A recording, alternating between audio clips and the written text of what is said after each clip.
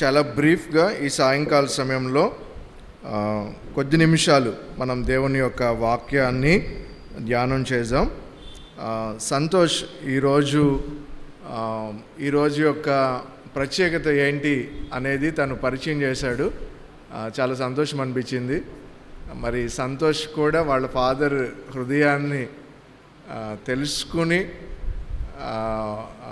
నడుస్తున్నాడని నేను నమ్ముతా ఉన్నాను. Okay, right. ఒక వ్యక్తి యొక్క హృదయం మనకు ఎలా తెలుస్తుంది? How you know?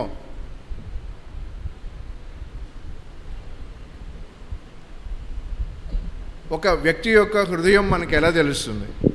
How you know? చెప్పండి, పర్వాలేదు. మీరు తప్పు మాట్లాడినా రైట్ మాట్లాడినా అన్నీ వ్యాలిడ్. ఇక్కడ యాక్షన్సా, బిహేవియర్ని బట్టి ఆయన హృదయం ఏంటో తెలుస్తుంది, అంతేనా కాదా? ఓకే, క్లాప్స్ కొట్టండి. కొంచెం ఎవరో ఒకరు స్టార్ట్ చేశారు. ఎవరు అనేది మనకు తెలియపోయినా కొంచెం క్లాప్స్. ఒక వ్యక్తి యొక్క హృదయం మనకి ఎలా తెలుస్తుంది? చార్లెస్ స్పర్జన్ అనే దేవుని సేవకుడు ఒక వ్యక్తి యొక్క హృదయం ఎలా తెలుస్తుందో ఆయన ఒక మాటను చెప్పాడు. ఆ వ్యక్తి వేటిని ప్రేమిస్తాడో, ఆ వ్యక్తి వేటిని ద్వేషిస్తాడో, లేకపోతే వేటిని ఇష్టపడడో మనం గమనిస్తే ఆ వ్యక్తి యొక్క హృదయాన్ని తెలుసుకోవచ్చు అంటారు. చార్లెస్ స్పర్జన్ చెప్పిన మాట. ఈ యొక్క సమయంలో కూడా మన తండ్రి అయిన దేవుని యొక్క హృదయం ఏంటో, లేకపోతే ఆయనకు ఏది ఇష్టమో ఏది ఇష్టము కాదో ఈ సాయంకాల సమయంలో మనం నేర్చుకోవడానికి ప్రయత్నం చేద్దాం. ఒక దేవుని సేవకుడు ఎలా అన్నాడు, ఏమన్నాడంటే, మానవుల యొక్క సమస్య పాలిటిక్స్ కాదంట, మానవుల యొక్క సమస్య ఆర్థికపరమైనవి కావంట, మానవుల యొక్క సమస్య జ్ఞానానికి సంబంధించింది కాదు అంట. మానవుని యొక్క సమస్య ఏంటి అంటే హృదయం అంట. మానవుని యొక్క సమస్య ఏంటి? హృదయం. బైబిల్లో రాయబడిన మాట ఏమని రాయబడింది? హృదయము అన్నిటికంటే మోసకరమైనది. చిన్న ప్రార్థన చేసుకుందాం. దెన్ మనము ఒక 2 వచనాలను ఈ ఈవినింగ్ స్టడీ చేద్దాం. చిన్న ప్రార్థన చేసుకుందాం. ప్రేమగల తండ్రి, చదవబోతున్న వాక్య భాగంలో నుంచి మాతో మీరు మాట్లాడుతూ రమ్మని యేసుక్రీస్తు ప్రభువారి దివ్యమైన నామంలో అడిగి వేడుకొని ప్రార్థన చేసుకుంటూ ఉన్నాము మా తండ్రి, ఆమేన్. అందరం కలిసి సామెతల గ్రంథము 6వ అధ్యాయము 6వ అధ్యాయము 16, 17, 18 వచనాలను ఈ సాయంకాలం మనం ధ్యానం చేద్దాం. ఒకవేళ ఫాదర్స్ డే అని మనం సెలబ్రేట్ చేసుకుంటా ఉన్నాం, అంటే మనం విషెస్ చెప్పడానికి ఇష్టపడతా ఉన్నాం. మనకి ఫిజికల్గా ఎవరైతే బర్త్ ఇచ్చారో వాళ్ళని మనం గౌరవించడానికి, ప్రేమించడానికి విషెస్ మనం చెప్తాం. హానెస్ట్గా మిమ్మల్ని ప్రశ్న అడుగుతా ఉన్నాను, did you respect your father and mother?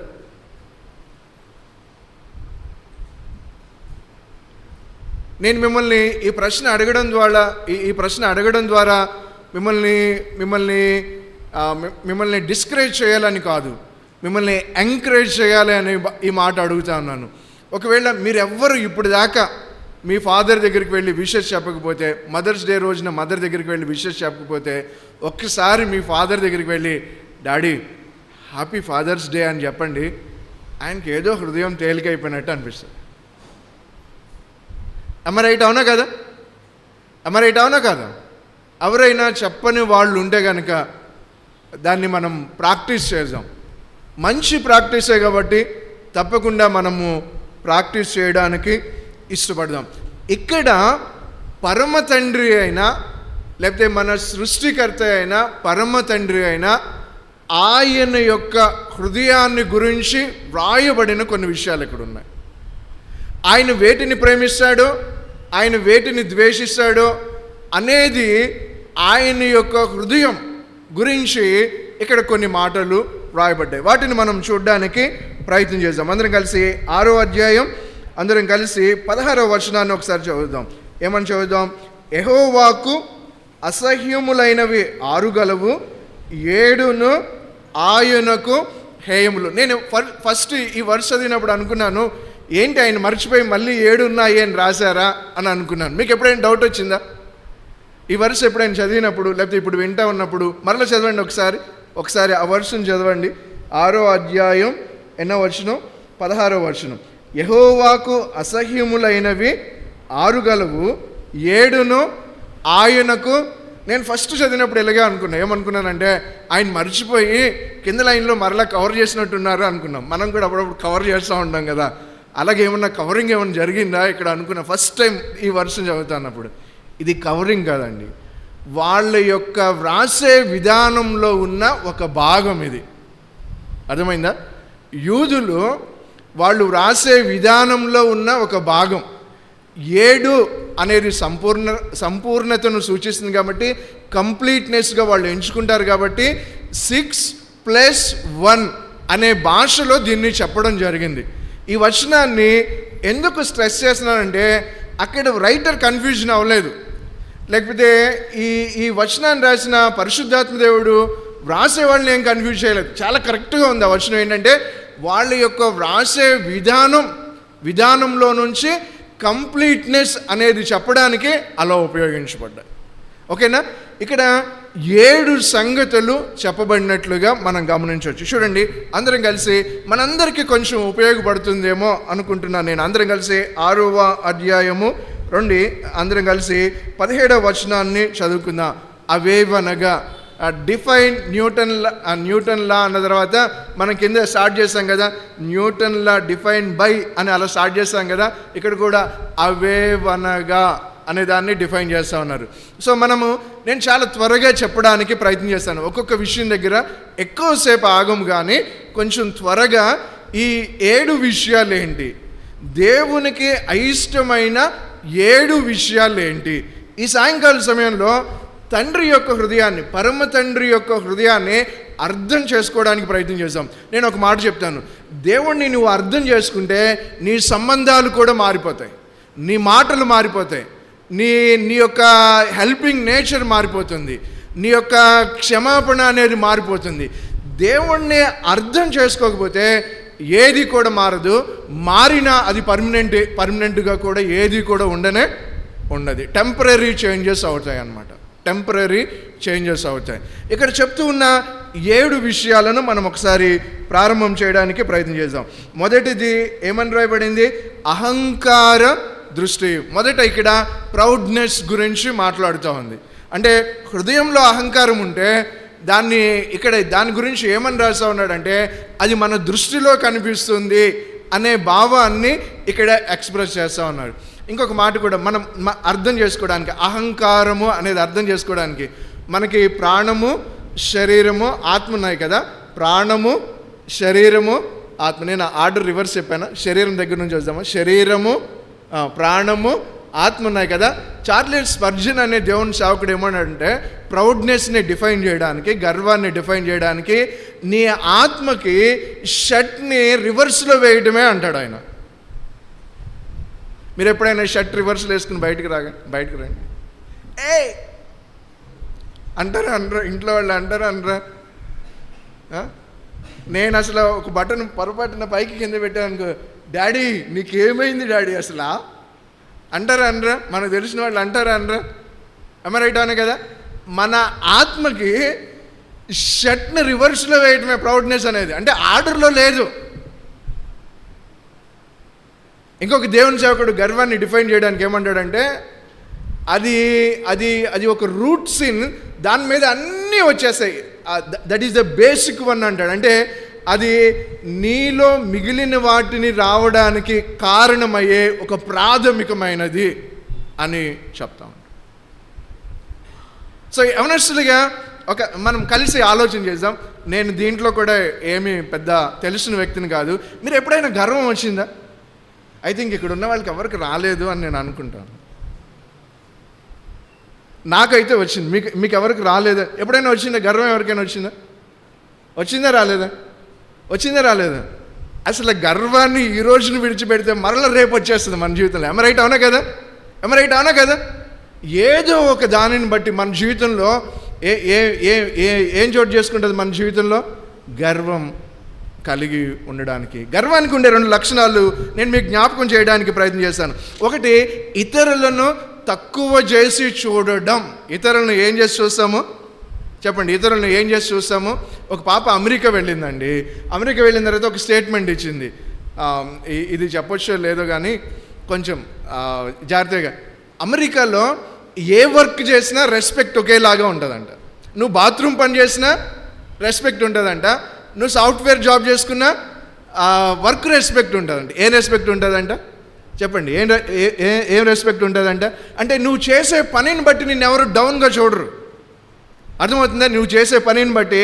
అలాగే మనకు కలిగి ఉన్న దేనిని బట్టి కూడా ఇతరులని డౌన్గా చూడకూడదు మనం. అర్థమవుతుందా? దేవునికి అసహ్యమైన వాటిలో మొదటిది ఏంటో తెలుసా? గర్వం. వీడికి ఏం తెలియదులే. ఏంటది? గర్వం. ఇతరులను తక్కువగా చూడడం. రెండవది, నేను ఎక్కువ లక్షణాలు చెప్పట్లేదు. గర్వం ఉన్న ఒక వ్యక్తిని మనం ఎలా ఐడెంటిఫై చేయవచ్చు అంటే, ఏదైనా మీరు కరెక్షన్ చెప్పండి, ఆయన తీసుకోడు. అసలు మీరు కరెక్షన్ చేయడానికి ట్రై చేయండి, ఆ వ్యక్తి దాన్ని ఎన్నటికీ తీసుకోడు. అసలు నాకు చెప్తావా నువ్వు? అన్న నాకు చెప్తున్నాడు, అన్న దగ్గర లోపాలు లేవా అనే భావం. ఇక్కడ వ్రాయబడిన మాట.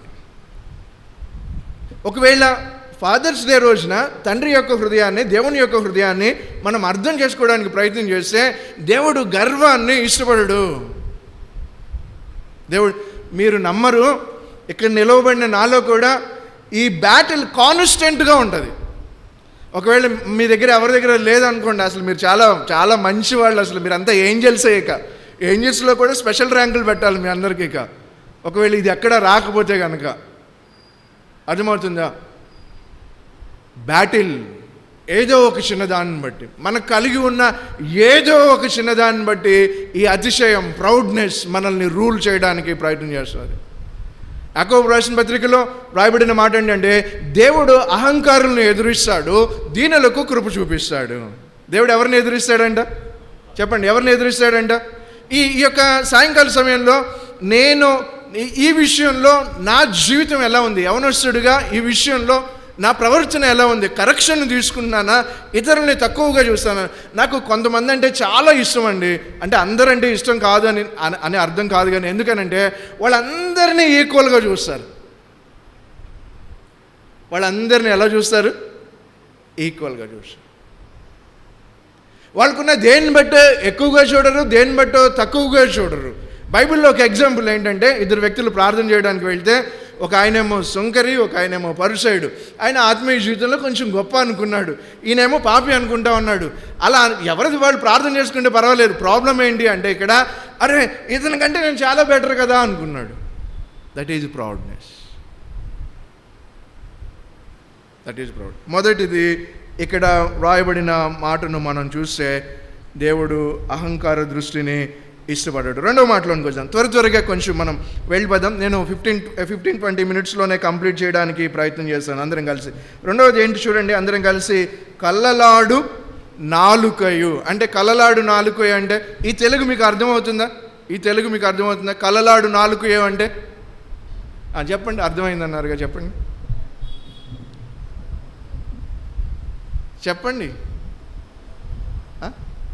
చెప్పు. Very good. నువ్వు మన తెలుగు ఒకటే. మీరు తెలుగు భాషను గమనించిన, వెస్ట్ గోదావరి వెళ్తే కొంచెం సాగదీస్తారు, గుంటూరు వస్తే కొంచెం షార్ప్ అవుతుంది, తెలంగాణ పోతే ఆ తెలుగు వేరే ఉంటుంది. అవునా కదా? రైట్? అవునా కదా? Okay, right. అబద్ధం. దేవునికి అసహ్యమైనది ఏంటో తెలుసా? అబద్ధం ఆడడం. మీకు తెలుసా, బైబిల్ గ్రంథంలో అసలు మొదటి సమస్య ఎక్కడొచ్చిందో తెలుసా మీకు? మొదటిది బైబిల్ గ్రంథంలో మానవునికి దేవునికి మధ్య ఉన్న సంబంధాన్ని వేరు చేసింది ఏంటో తెలుసా? వేరు చేసింది ఏంటో తెలుసా? అవ్వాది వచ్చాడు, ఆదాము అవ్వ ఉన్నారు, ఏంటి సంగతి అన్నాడు, అన్నీ బాగున్నాయి అన్నారు. అన్న తర్వాత అన్నాడు, దేవుడు మాతో మాట చెప్పాడు, అది తినొద్దు అన్నాడు. అవునా? లేదు లేదు, మీరు తింటే దేవతల వల్లే అవుతారు అన్నాడు. అబద్ధం.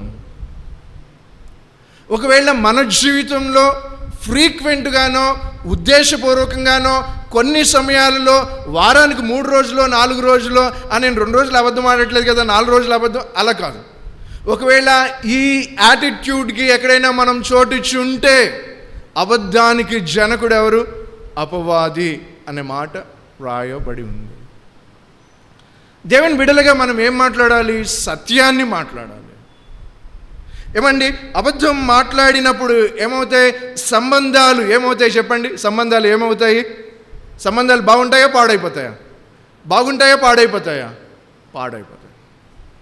సంబంధాలు పాడైపోతాయి, నమ్మకాలు పాడైపోతాయి. వాళ్ళ మధ్య నమ్మకాలను మనం చూడలేం. బైబిల్లో ఒక వ్యక్తి ఉన్నాడు, గెహజీ. ఆయన్ని వాళ్ళ గురువు గారు ఒక మాట అడిగారు. ఏమని అడిగారంటే, గెహజీ నువ్వు ఎక్కడికి పోయొచ్చో కొంచెం సేపు నాకు కనిపించలేదు కదా, ఎక్కడికి పోయొచ్చో గెహజీ అని అడిగాడు. అడిగితే ఆయనకి మంచినీళ్ళు లాగా అబద్ధాలు వచ్చేస్తూ ఉన్నాయి. మంచినీళ్ళు తాగడం లాగా అబద్ధాలు అయిపోతూ ఉన్నాయన్నమాట. అన్నాడు, నేను ఎక్కడికి పోయాను? అప్పుడు ప్రవక్త అన్నాడు కదా, ఏమన్నాడు ఆయన? నువ్వు ఎక్కడికి వెళ్ళావు? నువ్వు నయమాన్ దగ్గరికి వెళ్ళినప్పుడు నాకు తెలియదా ఆ సంగతి? అబద్ధాల మీద జీవితాన్ని కట్టుకోలేము. అబద్ధాల మీద కట్టుకునే జీవితం ఎప్పుడైనా పడిపోతుంది. అవునస్తులారా మరలా జ్ఞాపకం, దేవునికి అసహ్యమైనది ఇది, దేవుడు కోరుకొననిది ఇది.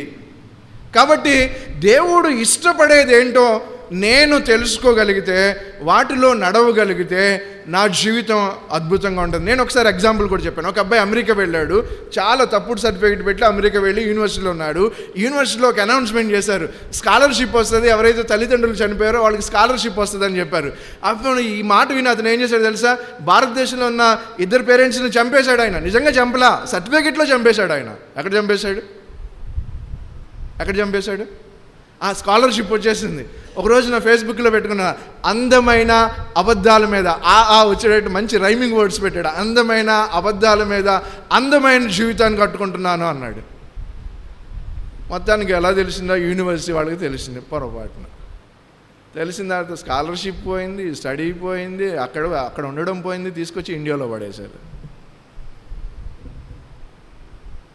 దేవునికి అసహ్యమైనది.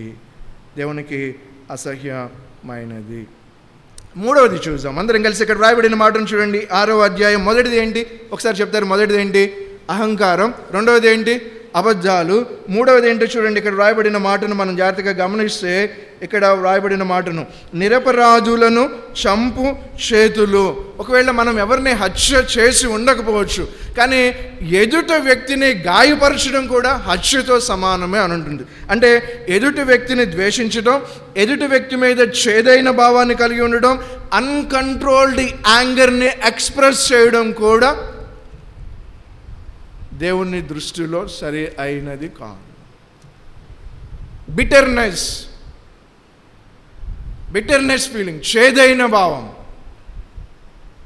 లేకపోతే అతని పట్ల ద్వేష సంబంధమైన భావం, లేకపోతే అతనితో మాట్లాడేటప్పుడు అన్కంట్రోల్డ్ యాంగర్. చాలామందిని నేను చూస్తూ ఉంటాను, అన్న అతని దగ్గరికి నేను రానున్నా, అన్న అక్క అతని దగ్గరికి నేను వై అంటే, అన్న ఒక్కసారి మాట్లాడారు, ఇంకా జీవితంలో మళ్ళీ మాట్లాడాలని నాకు అనిపించలేదు.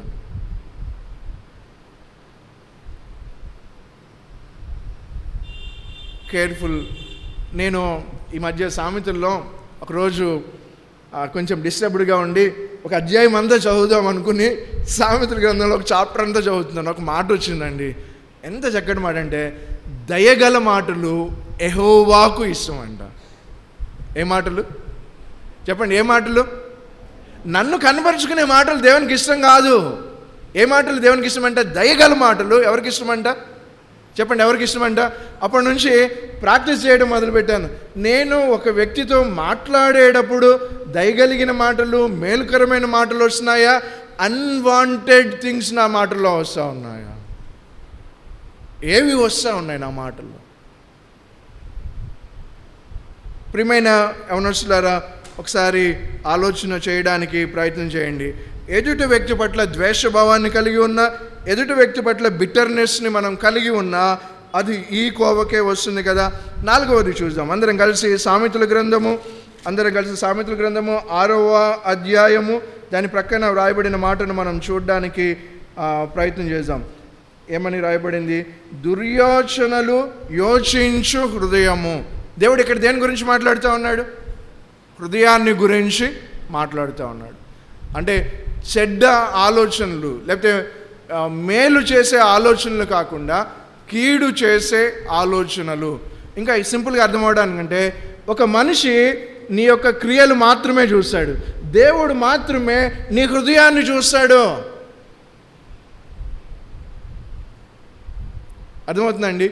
ఒక మనిషి యొక్క దృష్టి మన క్రియలు వాటిని ఆధారం చేసుకుని మాత్రమే ఉంటుంది, కానీ దేవుని యొక్క దృష్టి మన అంతరంగాన్ని చూస్తుంది. అందుకే సామెతల్లో ఒక మాట ఉంటుంది, దేవునికి ఆకాశం యొక్క ఎత్తు ఎంతో తెలుసంట, దేవునికి పాతాళం యొక్క లోతు ఎంతో తెలుసంట, దేవునికి మనుష్య హృదయపు లోతు ఎంతో కూడా దేవునికి తెలుసు. అంటే దాని అర్థం ఏంటంటే, నీ హృదయం దేవునికి తెలుసు బాస్.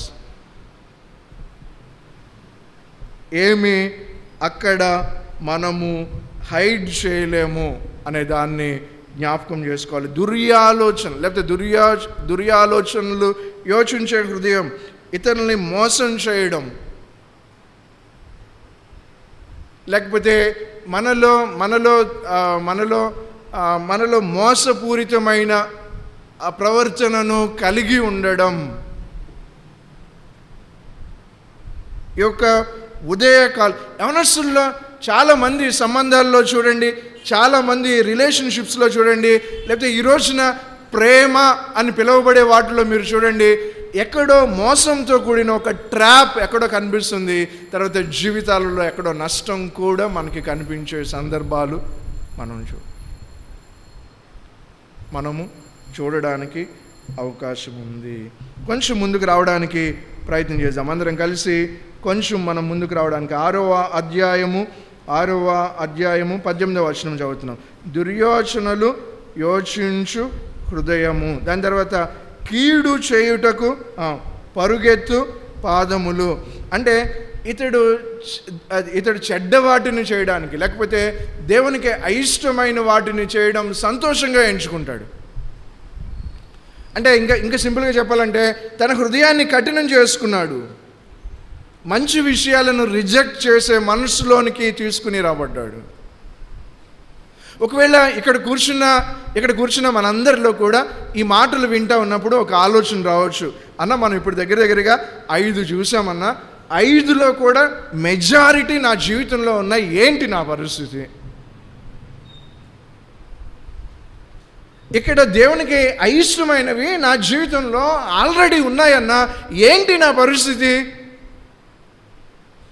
అని ఒకవేళ ప్రశ్న వస్తే, ఆ ప్రశ్న చాలా మంచి ప్రశ్న అని నేను అనుకుంటా ఉన్నాను. ఎందుకంటే యేసుప్రభువారి దగ్గరికి ఒక స్త్రీ వచ్చింది. ఆవిడ గురించి యేసుప్రభువారు ఒక మాట చెప్పారు. ఏమని చెప్పారంటే, తను విస్తారమైన పాపాలు చేసిందంటే. ఏ పాపాలు చెప్పండి? ఏ పాపాలు అంటే? more than 1, more than 2, more than 3, more than 4, more than 5, maybe. మరి ఇటువంటి విస్తారమైన పాపాలు చేసిన ఒక స్త్రీ ఆయన దగ్గరకు వచ్చినప్పుడు దేవుడు ఎలా రెస్పాండ్ అయ్యాడు ఆవిడతో? దేవుడు ఎలా మాట్లాడాడు ఆవిడతో? అనేకమైనవి ఇక్కడ మనం చూసుకుంటున్నట్లుగా అనేకమైనవి తన హృదయంలో కలిగి ఉన్నప్పుడు ఆవిడ యేసుక్రీస్తు ప్రభువారి దగ్గరికి వెళ్ళినప్పుడు హౌ హీ రెస్పాండ్. ఏమండి, యేసుప్రభువారికి ఇంకొక పేరుంది. ఏంటి అంటే, యవ్వన ప్రాయంలో మాత్రం ఈ పేరు మీరు ఖచ్చితంగా తెలుసుకోవాలి. ఏంటి ఆ పేరు అంటే, పాపుల స్నేహితుడు. ఎవరి స్నేహితుడు చెప్పండి? ఎవరి స్నేహితుడు చెప్పాలి? ఎవరి స్నేహితుడు? ఆయన ఇటువంటి పరిస్థితుల్లో ఉన్నవారికి దూరంగా ఉండేవాడు కాదు. ఆ స్త్రీ ఆయన దగ్గరికి రావడానికి ఆయన అనుమతించాడు. ఆ స్త్రీ యొక్క పశ్చాత్తాపాన్ని అంగీకరించడానికి ఆయన ఇష్టపడ్డాడు. యాక్సెస్ ఉంది దేవుని దగ్గరికి వెళ్ళడానికి. తప్పిపోయిన హృదయపు స్థితి కలిగి ఉన్న, ఇటువంటివి అనేకమైనవి మన జీవితంలో కలిగి ఉన్న ఆయన దగ్గరకు వెళ్ళడానికి యాక్సెస్ ఉంది అనే మాటను నేను చెప్పడానికి ఇష్టపడతాను. ఆ స్త్రీ ఆయన దగ్గరికి వెళ్ళినప్పుడు ఒక ఆయన ఇలా అంటా ఉన్నాడు, అసలు ఈవిడెవరో తెలుసా, ఎందుకు రానిచ్చాడు? ఈవిడెవరో తెలుసుంటే ఆయన ఎందుకు రానిస్తాడు? ఈయన ప్రవక్త అయితే ఆయనకు తెలుస్తుంది కదా. ఆయనకు తెలుసు బాస్, ఆవిడ హృదయం ఏంటి, ఆవిడ జీవితం ఏంటి, అన్నీ తెలుసు. అన్నీ తెలిసి మార్పును కోరుకుంటా ఉంటే నిన్నుగా అంగీకరించే దేవుడు ఉన్నాడు.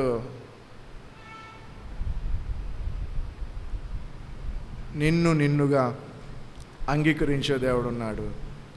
అతను అన్నాడు, ఈవిడెవరో తెలిస్తే అసలు దగ్గరికి రానిస్తాడా ఆయన? మనం కూడా యవనస్తులుగా మనం కూడా ఉన్నప్పుడు నా హృదయంలో ఉన్నవన్నీ తెలిస్తే ఎవరైనా నాతో ఇటువంటి స్నేహాన్నే కలిగి ఉంటారా? లేకపోతే ఇటువంటివి కలిగి ఉన్న దేవుడు నన్ను ఎలా చూస్తాడు? ఇటువంటి కొన్ని ఆలోచనలు రావడానికి అవకాశం ఉంది. ఆ రోజున ఆ స్త్రీని ఆయన త్రోసివేళ అక్కడ ఒక మాట వాడబడింది. ఏంటో తెలుసా? ఆమె విస్తారంగా ప్రేమించింది కాబట్టి ఆమె విస్తారమైన పాపాలు కూడా ఏమయ్యాయంట? చెప్పండి, ఏమయ్యాయంట? క్షమించబడ్డాయి. ఇటువంటి హృదయపు స్థితి కలిగిన మనం దేవుని దగ్గరకు వెళ్ళొచ్చు అనే మాటను మీకు జ్ఞాపకం చేయడానికి ఈ మాటలు మీతో చెప్తూ వచ్చాను. చూడండి, మనం కంటిన్యూషన్ చేద్దాం. 6వ అధ్యాయం ఇంకా 2 మాటలు ఉన్నాయి, వాటిని కూడా మనం చూసుకుని త్వరగా ముగించుకోవడానికి ప్రయత్నం చేద్దాం అందరం కలిసి. కీడు చేయుటకు పరిగెత్తు పాదములను లేని వాటిని పలుకు అబద్ధ సాక్షియు. వేటిని పలకడం అంట?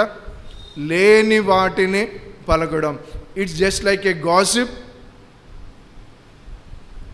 లేకపోతే ఆ అబద్ధ సాక్ష్యాన్ని చెప్పడానికి వెళ్ళడం, అబద్ధ సాక్ష్యాన్ని చెప్పడానికి వెళ్ళడం. ఏమవుతుంది ఇది? ఎదుట వ్యక్తి యొక్క రిప్యూటేషన్, అతనికి ఉండే ఆ పేరును కూడా అది తగ్గిస్తుంది కదా. లేని వాటిని పలికినప్పుడు అది దేవుడు ఇష్టపడడు అనే సత్యాన్ని మనం జ్ఞాపకం చేసుకుంటా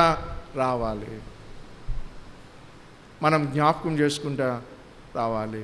దేవుడు అబద్ధ సాక్ష్యాన్ని ఎన్నడూ కూడా విడిచిపెట్టాడు. నేను చిన్నప్పుడు హై స్కూల్లో ఉన్నప్పుడు ఆడుకుంటా ఉన్నప్పుడు ఒక పోలుకుని నేను స్కూల్లో పడగొట్టేశాను. అది మా ఫ్రెండ్ ఒకతను చూసి హెచ్ఎం కంప్లైంట్ చేశాను. నేనేం చేశాను తెలుసా? Producing false witness. ఎప్పటి నుంచి? మనకి 7వ తరగతి నుంచే. ఎప్పటి నుంచి? ప్రొడ్యూసింగ్. సార్ వాడు నిజం చెప్పట్లేదు సార్, క్లాస్ లీడర్ ఉన్నాడు సార్, వాడు కూడా చూసేసి అతను చెప్తాడు సార్ మీతో నేను ఏం చేశాను. మనం ప్రొడ్యూస్ చేశాం కదా, ఆయన వచ్చి నిలబడి కిషోర్కి ఏం తెలియదండి, ఆ ప్రదేశంలో అసలు లేడండి, అసలు అతని కాలు కూడా దానికి తగలలేదండి, కేస్ క్లోజ్. తర్వాత ఎన్ని సంవత్సరాలు అది వెంటాడిందో తెలుసా? నన్ను ఎన్ని సంవత్సరాలు వెంటాడిందో తెలుసా?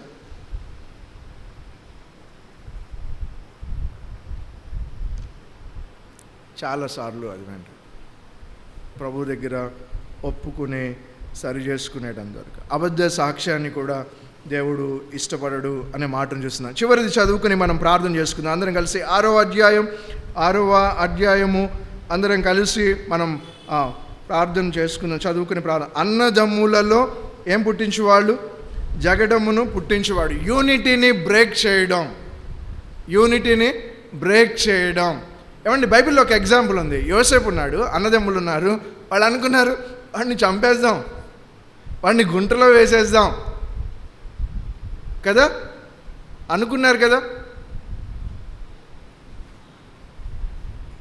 యూనిటీని మనము ఫామ్ చేయాలి, కానీ యూనిటీని బ్రేక్ చేసే పని మనది కాదు. అర్థమవుతుందా? అందుకని మత్తయి సువార్త 5వ అధ్యాయంలో సమాధానపరిచేవారు ధన్యులు, వారు ఎవరి కుమారులు అనబడతారు?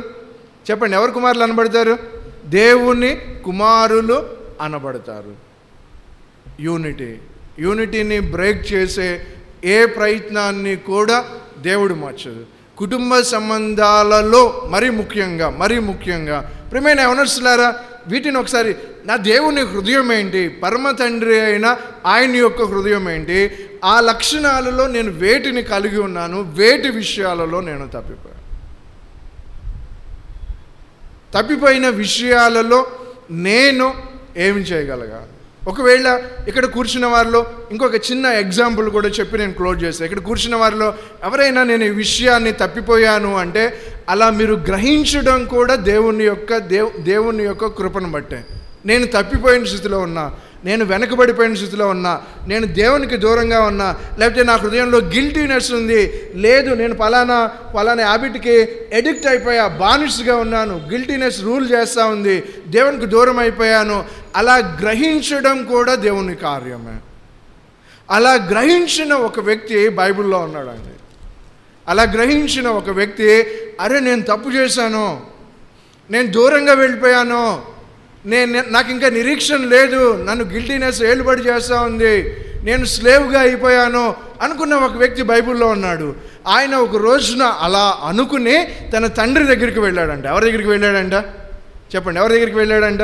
తండ్రి దగ్గర. ఆయన వెళ్ళి ఒక మాట చెప్పాలనుకున్నాడు. డాడీ, నేను ఇంటిలో ఇదివరకు కుమారుడిగా ఉండేవాడిని, కానీ ఎన్ని తప్పులు చేశాను కదా, నేను కనీసం ఇప్పుడు ఇంటిలో నన్ను పనివాడిగా పెట్టుకో అన్నాడంట.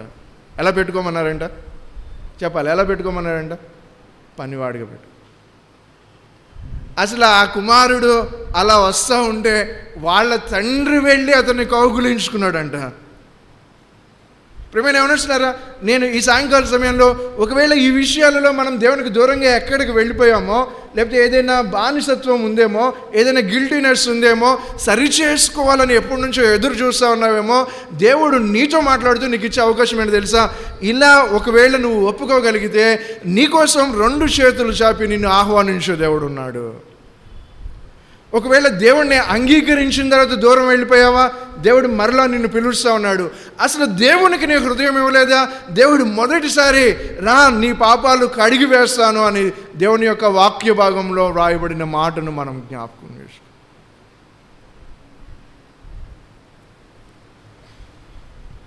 బైబిల్లో ఒక మాట ఉంది కదా, క్షమించుటకు దేవుడు ఎవరంట? సిద్ధ మనస్సు కలిగిన వాడు. క్షమించడానికి దేవుడు ఎవరంట? ఎవరన్నా మీ దగ్గరికి వచ్చి తప్పు చేశారనుకోండి, క్షమించమంటే మీరు వెంటనే క్షమిస్తారా? హానెస్ట్గా మాట్లాడుకుందాం. హానెస్ట్.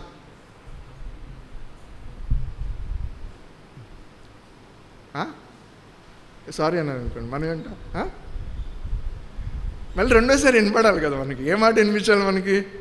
చెప్పండి, ఏ మాట వినిపించాలి?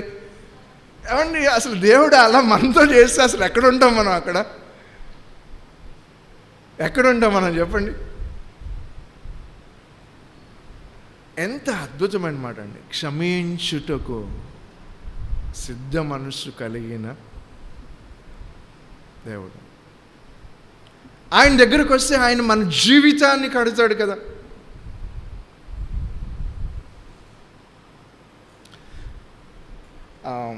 ఇలా అనుకున్నాం, ఎవరైనా ఒక క్యాన్సర్ పేషెంట్ ఉన్నారు, నేను అతనికి ట్రీట్మెంట్ చేస్తే క్యాన్సర్ నా మీదకి వచ్చేస్తుంది అని అనుకున్నాను. అంటే వస్తుందా రాదా, క్యాన్సర్ డిసీజబుల్లా, అది టచబుల్లా, ఇవన్నీ కాదు నా క్వశ్చన్.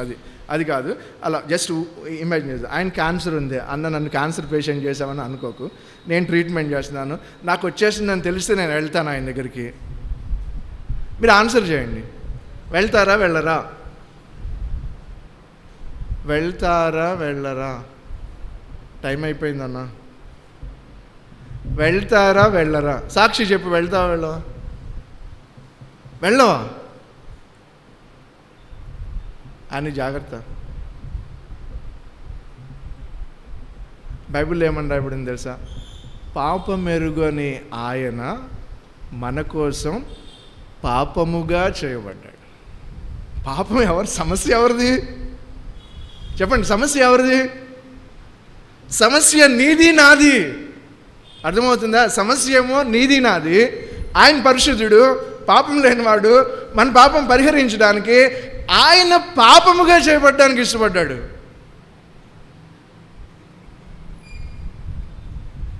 ఈ దేవుడు క్షమించడానికి సిద్ధ మనసు కలిగింది. ఇద్దరు వ్యక్తులు ఆయన దగ్గరకు వచ్చారు. ఒక ఆవిడ గురించి విస్తారమైన పాపాలు ఉన్నాయి, క్షమించబడింది, వెళ్ళింది, క్రొత్త జీవితాన్ని జీవించింది. తప్పిపోయిన కుమారుడు నన్ను కూలివానిగా పెట్టుకో అన్నాడు. లేదు, నువ్వు కుమారుడు అని మరలా యోగ్యతనిచ్చాడు. దేవుడు అతన్ని నడిపించాడు. This is your time. ఇది నీ సమయం. దేవుని దగ్గర సరి చేసుకోవడానికి కావచ్చు, దేవుని దగ్గర తీర్మానం చేసుకోవడానికి కావచ్చు, దేవుని దగ్గర మన సంబంధాన్ని మరలా సరిచూసుకోవడానికి కావచ్చు. ఇది మనకు అనుగ్రహించబడిన. బహుశా ఈ 7 విషయాలను పెట్టుకుంటే ఎన్ని విషయాలలో తప్పిపోయిన వారంగా మనం కనిపిస్తాం. ప్రార్థన చేసుకుందాం.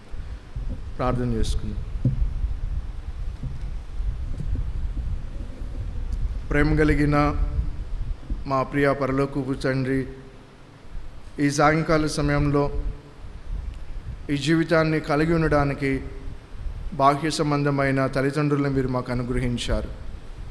వారిని బట్టి మీకు వందనాలు. ఆయన వారికి ఆరోగ్యాన్ని ఇవ్వండి, కాపుదలనివ్వండి. వారి ప్రేమను, ప్రయాసను అర్థం చేసుకోవడానికి మాకు సహాయం చేయండి. అదేవిధంగా పరమ తండ్రి అయిన మీ హృదయాన్ని గురించి కూడా నాయన, మీరు వేటిని అసహ్యించుకుంటారో, వేటికి దూరంగా ఉంటారో, వేటిని మీరు ఇష్టపడతారో ఈ సాయంకాల సమయంలో మేము ధ్యానించడానికి ప్రభువా సహాయం చేశారు. ఎవరైతే మీ మాటలు విని అంగీకరించడానికి, లోబడడానికి, పశ్చాత్తాపడడానికి, ఒప్పుకోవడానికి, సరిచేసుకోవడానికి, సమస్య మాది అయితే మీరు పాపముగా చేయబడడానికి ఇష్టపడ్డారు. విస్తారమైన పాపాలు కూడా మీరు క్షమించిన దేవుడు. క్షమించడానికి కలిగి ఉన్న సిద్ధ మనస్సును బట్టి మాకు మీ వద్ద ప్రవేశం ఉంది అని, మేము మీ దగ్గరికి రాగలిగిన వారమని మాతో మాట్లాడినందుకే వందనాలు. ఈ సాయంకాల సమయంలో ఎవరైనా ప్రభువా, వారు తమ హృదయాల్లో నుంచి ప్రభువా, నేను నీ తట్టు చూస్తూ ఉన్నాను, నా తప్పిపోయిన స్థితులను ప్రభువా మీ దగ్గర ఒప్పుకుంటూ ఉన్నాను, క్షమించండి అని అడిగిన ప్రతి ఒక్కరిని బలపరిచి నడిపించమని యేసుక్రీస్తు ప్రభువారి దివ్యమైన నామంలో అడిగి వేడుకొని ప్రార్థన చేసుకుంటూ ఉన్నాము మా తండ్రి. ఆమేన్. అందరం లేచి నిలబడదాం.